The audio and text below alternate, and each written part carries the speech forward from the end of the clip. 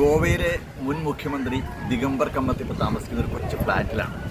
ഇപ്പോൾ അദ്ദേഹം സ്ഥല MLA ആണ്.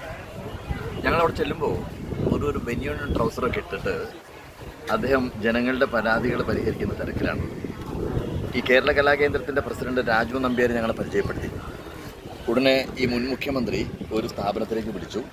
Gujarat Samaj educational trust special school. അവിടെ ചെന്നപ്പോഴേ അവിടെ കണ്ടതും ഞങ്ങളുടെ ഉള്ളിൽ കൊണ്ടതുമായ കാഴ്ചകൾ നമുക്ക് പറയാതിരിക്കാൻ പറ്റില്ല. 160ഓളം ഭിന്നശേഷിക്കാരുണ്ട്. നല്ല എഫിഷ്യൻ്റ് ആയിട്ടുള്ള ടീച്ചർമാർ. അവരുടെ നേതൃത്വത്തിൽ ആ മക്കളെല്ലാം പണിപ്പുരയിലാണ്. പണിപ്പുരയിലെന്ന് പറഞ്ഞു കഴിഞ്ഞാൽ ദീപാവലി ആകുമ്പോഴേക്കും പലയിടങ്ങളിലേക്ക് കയറ്റി അയക്കാനുള്ള പലതും നിർമ്മിക്കുന്ന തിരക്കിലാണ് അവർ. ബാഗുകൾ, മാലകൾ, വൈദ്യുത ദീപാലങ്കാരങ്ങൾ, മെഴുകുതിരികൾ, അങ്ങനെ ഒരുപാട് കാര്യങ്ങൾ അവരുണ്ടാക്കിക്കൊണ്ടിരിക്കുകയാണ്. കൊച്ചു കൊച്ചു ക്ലാസ് മുറികളിൽ അവരെ അധ്യാപകർ സ്വയം പര്യാപ്തരാക്കിക്കൊണ്ടിരിക്കുകയാണ്. ചില കുട്ടികൾ നൃത്തം പഠിക്കുന്നു, ചിലർ പന്ത് കളിക്കുന്നു. എല്ലാം കണ്ട് പടികളിറങ്ങുന്ന സമയത്ത് അധികം ആർഭാടമൊന്നുമില്ലെങ്കിലും ആ അധ്യാപകർക്ക് കൃത്യമായൊരു ലക്ഷ്യബോധമുണ്ടെന്നുള്ളത് നമുക്ക് മനസ്സിലാവും.